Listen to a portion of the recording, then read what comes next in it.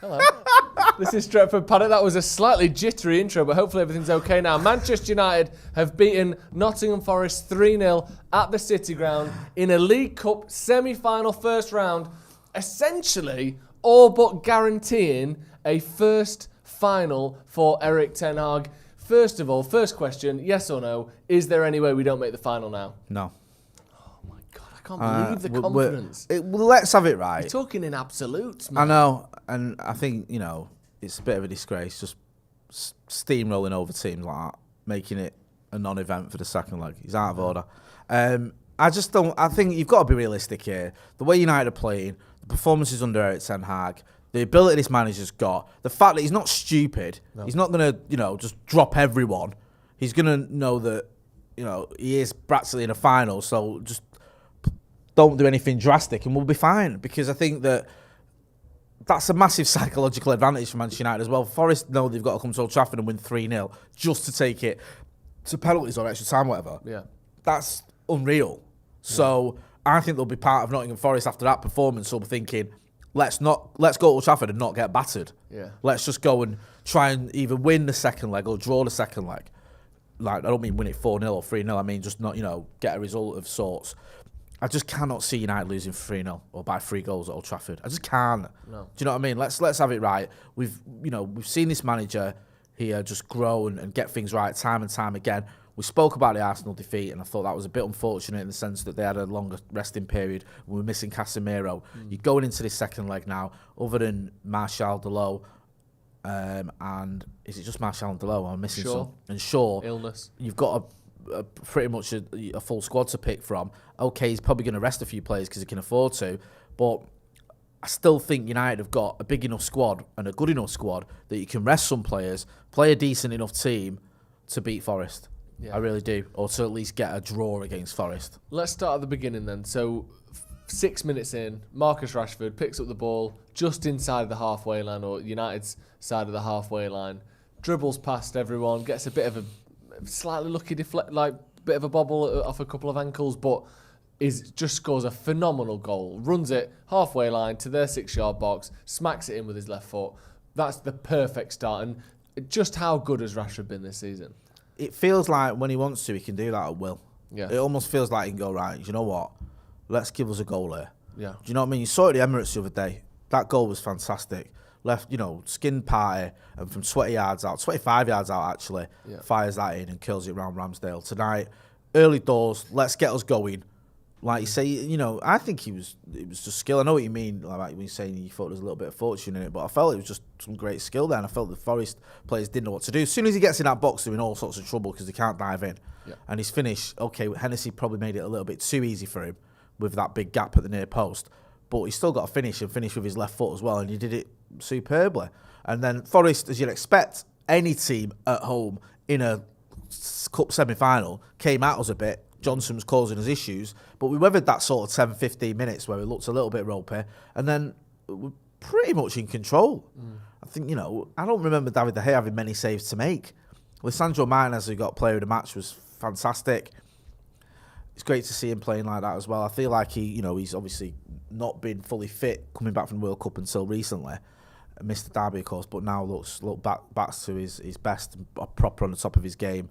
Casemiro back in the side. I mean, that's just what United are capable of, really, and it was great to see. I know you're going to get to it in a minute, but the sort of the icing on the cake for me was Wout Weghorst getting his goal, because I think he's been a really good. I know we're going to talk about him later, but he's been a good addition so far. I liked what he did on Sunday, and I like what he did tonight as well. And it was just a good all-round performance. Back to Rashford a second. We're one game past the halfway mark this season in the league, 20 games played. If you include the goals he scored at the World Cup, which why wouldn't you? That's 21 goals for the season now. Yeah. Surely his aim is 30 goals this year. I think if you're going to include them, If not, it's 18 goals. Yeah. I still feel like it is a difficult tally to get to 30. Oh, it's, yeah. I think that, there's a difference between... Obviously, there's a difference between 20 and 30. But lots of players reach 20 goals in all competitions. Yeah. Very few players reach 30 goals in all competitions. That is a massive really jump. Hard. Yeah. That is proper prolific, where you can play 50 games in a season and score 20 goals. and still have 10 bad games or whatever. Whereas if you're hitting the 30-goal mark, you just had a fantastic season. Yeah. Rashford's on for it, and you've stayed fit, which is obviously he's almost out of your hands. Rashford's having a fantastic season. He's been the good thing about Rashford's goals is he's scored like 10 goals in 10 games, whatever, where he scored in every game. It's not like he scored 5 against Charlton or whatever, and then I know he scored 2. I think it was 2 against Charlton. All the other games, I think he scored 1. Yeah. During this run. So he's been consistently scoring, get every game. And that's pretty hard to do. And that makes it even better to me. Do you know what I mean? Because it's like, I remember that time when Dimitar Berbatov scored, I think it was 10 goals in 18 games, and they came in 3 games. Do you know what I mean? He went like 15 games without a goal. Do you know what I mean? And then you had the other time when Eric in 96, when we won the title, when he scored, I think he scored 7 goals and he were in 7 different games, and 6 of them were 1-0 wins. Yeah. So when you're scoring like every game, and those goals matter, other than the one at the Emirates, they've all mattered, then you've got to give him credit. So yeah, I'm loving what I'm seeing from Marcus, just watching his goal there again. No, I think it's just great skill there. I think that is, watching it back. I think there's just a tiny bit where just there it bounces off the Forest player. Oh, I thought that was his foot. Sorry, I went to look at the other way. I'm not saying he didn't deserve it or it wasn't a great goal. Either way, phenomenal goal. But yeah, like you said, so starting back on the 21st of December, Rashford scored against Burnley. These are all the games we played. So Burnley scored against Forest, 1 against Forest, 1 against Wolves, 1 against Bournemouth, 1 against Everton, 1 against Charlton, 1 against City. Didn't score against Palace, 1 against Arsenal, 1 again tonight. I mean, weirdly, that exact same stat has just come up on the screen after we started doing it. But he's literally scored in 1, 2, 3, 4, 5, 6, 7, 8, 9 of his last 10 games, and scored 10 goals in those last 10 games. It's startling stuff, really, and so good to see after where he was last season. Just moving on to the second goal then. Obviously, 1-0 up after 6 minutes, you think, right, this could be good. Forest had a goal disallowed that was inches offside, and one of them where you go, he didn't even need to be offside there, because he had acres of space on the left-hand side, ball across to Gea. Were you worried at that point, or do you think we saw that as a bit of a wake-up call and almost like a second chance there of having that disallowed? Yeah, if that was allowed, which it very nearly was, and I thought it was going to be at first, then it's game on, innit? And the tie's alive, and you think, oh my God, we've conceded another soft goal, the way they counted us. So to get that sort of second chance, if you will, which must have deflated the Forest players as well, massively, because you look at it and you go, what? That's not even offside, really. No. Do you know what I mean? That's how it'd feel, wouldn't it, if you're the attacking team? You look at that and go, what? That's offside, by you're saying, 2 inches or whatever. Yeah. So that's got to deflate you. Gives United that little bit of a that wake-up call. And, we did the right thing.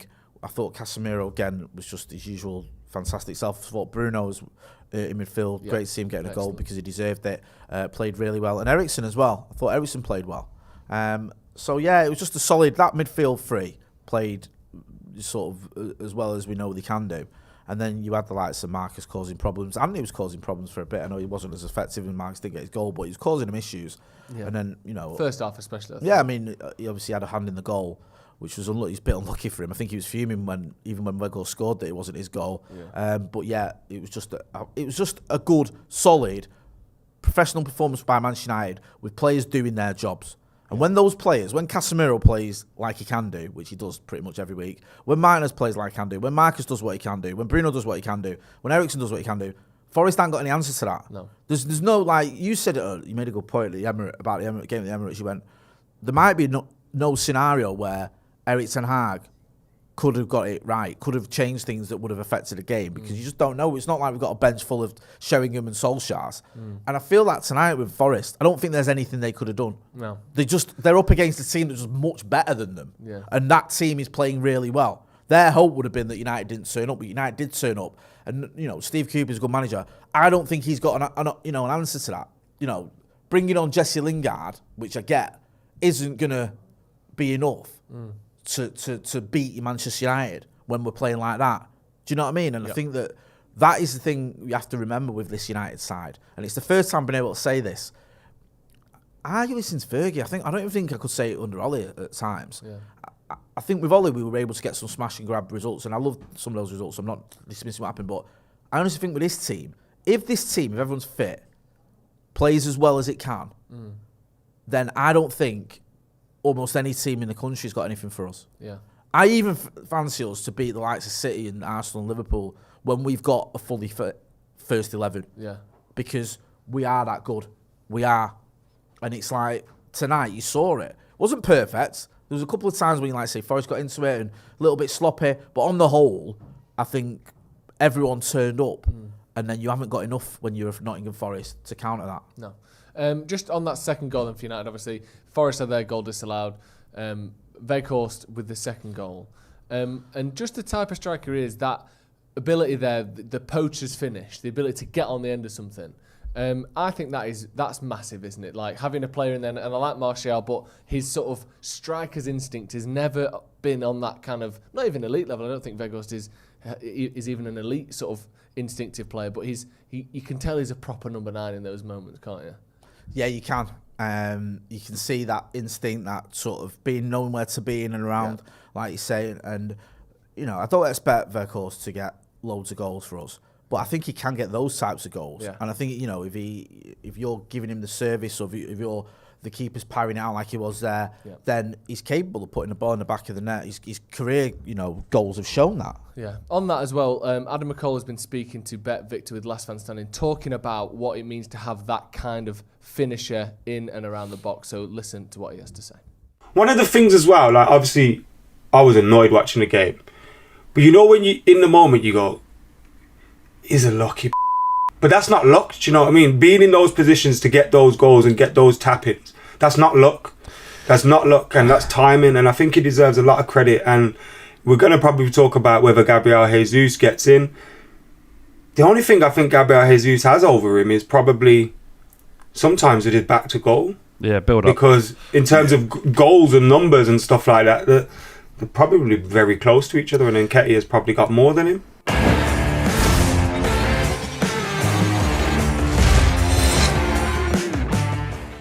Adam McCall there talking as part of Last Fan Standing with Bet Victor. There's a link in the description. Go and get involved in the chat there as well and let him know whether you agree with what Maka had to say. I think he makes a good point there about it's not just luck. You've got to be in and around those positions, and he was talking about how Nketiah, is probably a different type of player to Jesus, and Weghorst is a different type of player to Martial. Yeah. Weghorst is, Martial, likes to drop very deep, doesn't he? He's someone who can, like Weghorst can bring in other players, but, he's quite good, skillful with the ball at his feet and running at defenders and stuff like that. Weghorst, a bit more of a traditional number 9. Yeah. Do you know what I mean? Certainly his build as well, 6 foot, whatever he is, and you'd be able to get his head on things if you're giving him the service that he requires. But I think that's that point of being in those situations, being alert, being alive to it. I don't care, right, whether you're banging him in from 25 yards or you're scoring him from 4 yards. As long as you're getting goals. We need goals. And you made a point during the watch-along. We're too reliant on Marcus for goals. Yeah. Now, it doesn't matter in a minute because Marcus keeps scoring.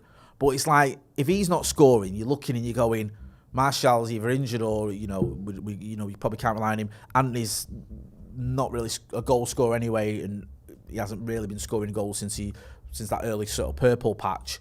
Garnacho can't score you goals, but again, he's not even starting most games. Bruno's no longer the goal scorer he was, although he scored tonight. It's like you're over-reliant on just Marcus. You need someone to do a bit of lifting. Weghorst can get those goals, like what Mac was talking about on Last Fan Standing with Eddie Nketiah. Getting in and around that 6-yard box, having those little tap-ins, and also giving the defenders something to think about. It's so hard to be a tapping merchant. Yeah. Like when people used to call Ronaldo a tapping merchant, which obviously he wasn't. He scored so many hundreds of phenomenal goals. But, like, if it was so easy, everyone would do it. Yeah. And yet, no one can do it. It's so difficult to score. I'm not saying Weghorst will do this, but just typically in terms of that skill itself, scoring 15, 20 tap-ins a season is phenomenally difficult. Yeah.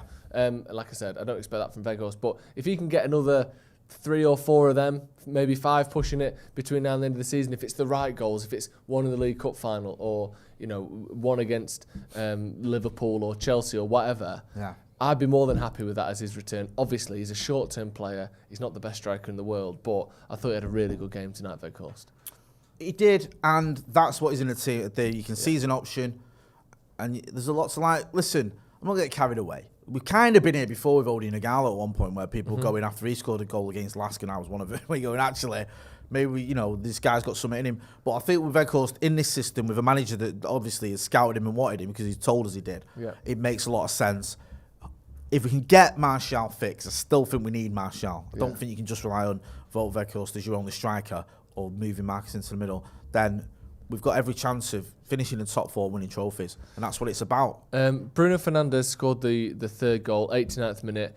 Probably, almost, I don't know what the odds will be, but I'm sure they're pretty heavily in United's favour. Took the tie away from Forest, because 2-0 you think we'll probably win this, 3-0 you think it would be a disaster if we didn't.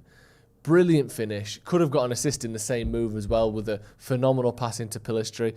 Bruno has now got 6 goals or assists in his last 7 games for United. I think he's going under radar a bit this season. People talking about him wasting the ball and this, that and the other, but he's producing again. And like I said, since the Wolves game on New Year's Eve, there's only been 1 game where he didn't get a goal or assist, which is just good stuff. If he can keep that up for the rest of the season or similar numbers to that, that's, Bruno in 2020 levels. It literally was a goal or assist every game that season, I think, or just under. So I think he's been maybe not quite back to his best, but looking like a really dangerous player again, hasn't he? I think it's almost like a different type of Bruno. Do give us a like. Hit that like button if you're watching. I think there's a few thousand watching. Yeah. So do hit that like. Let's get to 1,000 likes. I think, when Bruno came in, his numbers were so ridiculous.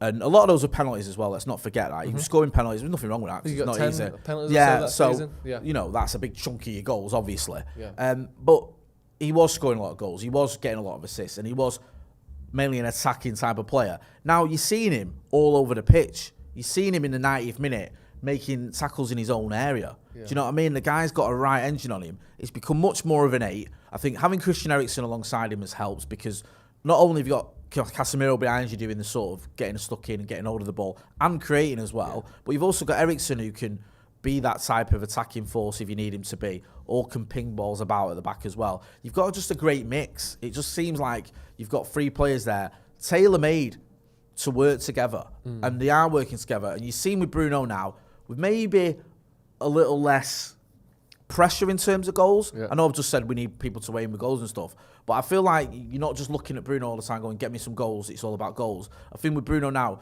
he's been told by the manager, you're a bit more of an 8, go, drop deep when you need to, get around the pitch, get hold of the ball, get involved in the play all over the pitch. And he's doing that, and it's working really well for him. And I think he's revelling as well in the captaincy. I think that armband suits him. I do. I think he's been a real captain this season, because his performances have been great. His attitude's been fantastic, which he's got that attitude of getting stuck in, G'ing up his teammates, getting in the ref's ear, which I actually like. I like a bit of that. I think you need a bit of that. And I think that, yes, sometimes you look at it and you go, he can take it a bit too melodramatic or whatever, but I'm all about it, man. I just love Bruno Fernandes. And I think that you mentioned it in the watch along. You go back to that Burnley 2-0 defeat, and you said you could have said anything then, and you're right. But I never thought for 1 second we'd have one player would come in that season and rejuvenate us to the point where we went from 6 points off top 4 to finishing 3rd and getting to all them semi-finals. And then that player would evolve into the player that Bruno is now, where he's like almost like the perfect 8 for us. Yeah, and he's got 6 goals, 6 assists this season, which, again, isn't the sort of mind-blowing numbers of a couple of years ago, but we've barely had a penalty this season, and even the ones where we did, he gave one of them to Marcus Rashford, and Ronaldo's taken at least one other. But if you look, we're halfway through the season, that's 12 goals, 12 assists. If you're a midfielder getting double-digit goals and assists, you've had a very good season. It's only his sort of startling expectations that he brought with him from those first couple of years that would make you think anything other. Weghorst has had a couple of comments. He's been talking after the game. He said, we weren't happy with the way we played in the first half. We were lucky with the 1-1 being cancelled. Obviously, the Forest disallowed goal. We made it too much their kind of game at that point. This is talking about scoring his first United goal. He said it was special, and you always want to score goals. You want it as quickly as possible, and it also came at an important moment. It was obviously 2-0. Bruno with the third, 3-0. On to next week. So obviously now we've got Reading in the FA Cup on Saturday night. Then it's the other game against Forest. Just keeping it within the League Cup sort of sphere. If you're Ten Hag, what do you do next week? Personnel-wise, what do you tell them? Because this really couldn't be more... You must win. As in, this would be a disaster if United got knocked out of this competition now. How would you play this? Because I don't know. Because you get a good mix there, because you've got players who want something to prove. Yeah. You've got, like, Garnacho probably wants to prove himself still. Yeah. He wants to say, I deserve a start. Maybe Jadon Sancho's going to be in and around the team by the time the next game comes round. Maybe Harry Maguire's not suspended. Maybe you start him, you go, look, you're going to be captain, you know, start this game, we're 3-0 up, show us what you're about. Do you know what I mean? If you can't start a game at Old Trafford against Nottingham Forest with a 3-0 head start, and you've got issues... Are you going full rotation, 11 out, 11 Not in? necessarily. I think you can bring in, say, McTominay, Maguire, Garnacho, Yeah. Sancho if he's ready. Yeah. If he's not, I get it.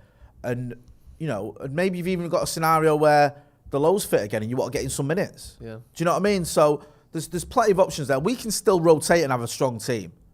You know what I mean? You could start a team and say that as I don't know. I'm not going to go through the entire 11, but start a team that contains Maguire, Fred, Garnacho, and he's a strong team. Yeah. Do you know what I mean? The big question is for me is do you play Rashford and Casemiro? Yeah. Those are the two players I think maybe Bruno as well, but definitely Casemiro and Rashford. I think if anything happens to those two, they're the ones that you're really in trouble with. Because Casemiro controls the midfield, and Marcus Rashford gets you the goals. And it's another game against Crystal Palace 3 days after that as well. So it's not the easiest of games, obviously, having just drawn with them. Right, that's going to be all from us tonight. On a exciting night, I'd say. There's no other way around it, is there? We're probably going to be in a League Cup final in a week's time. In a League Cup final, man. Let's not kid ourselves. I know. Listen, I know. I'm not allowed to say that, Jay. I know you've been burnt, right? Because me and you've been doing this during the Ole Gunnar Solskjaer era, and you've been burnt by those semi-finals, and you've been burnt by that Europa League final. And there's that element of, do you know what? I can't let myself get carried away. We're 3-0 up against Nottingham fucking Forest, right? You can clip this up. I don't give a shit. We're through to the League Cup final. Let's not fucking pretend we're not, right? We are. Right. I'm looking at fucking travel to Wembley already, yeah? We're going. On that note, that's going to be all from us. Manchester United are through to almost a League Cup final. Fuck off, right? Go and check out Last Man Standing's link in the description. We're through. Change that to 2 feet in the final. See you in a bit.